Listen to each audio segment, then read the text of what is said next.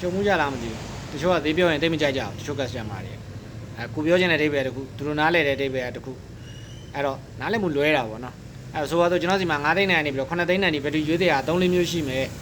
အခု6သိန်းခွဲ9သိန်းနဲ့လေးရပစ္စည်းပြက်နေ9သိန်းနဲ့လေးပဲရှိမယ်ဆိုရင်ရတယ်အဲ့ဒါကိစ္စမရှိဘူးအဲ့လိုမျိုးနဲ့ကျွန်တော်ကအခုဈေးနေတာလေးရတော့ပစ္စည်းပြက်နေတယ်အခု6သိန်းခွဲ9သိန်းနဲ့လေးပဲရှိမှာသူတို့မကြိုက်တော့ချို့ကမကြိုက်ဘူး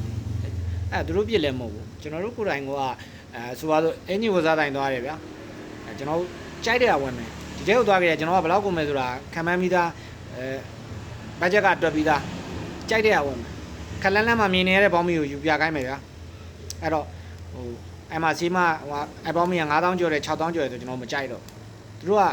တိန်းရာကနန်းထောင်ကနန်းတချို့မော်ဒယ်မြင်ကားဆို1000ကနန်းစီးနေတဲ့ customer အဲပစ္စည်းကောင်းမှုပဲလိုတာငါတို့ဈေးလာမပြောနဲ့ဆိုတော့ customer အများကြီးကျွန်တော်တက်နိုင်တဲ့များအဲ့လိုမျိုးရှောင်တယ်တိတ်မပြောဘူးနားလည်အောင်ပြောပြရတယ်ပေါ့နော်နားလည်မှုလွဲနိုင်တဲ့ကိစ္စတွေဆိုကျွန်တော်တက်နိုင်တဲ့များ view site တယ်အဲ့လိုမျိုးချိုးကကြမကြိုက်ဘူးပစ္စည်းကောင်းမှုပဲလိုတာဆိုတော့ customer အများကြီးရှိတယ်သူစီးရဲ့ကားတွေလည်းတိန်း1000ကနန်း1000ကနန်းဆိုတော့အကောင်းဆုံးပဲပြီးတချို့ဆို brand အောင်မရွေးဘယ်အများဆုံးလဲအများဆုံးပဲတက်လိုက်ဆိုတာမျိုးတွေရှိတယ်အဲ့လိုမျိုးကျွန်တော်သွားပြီးစကားမလို့မရဘူး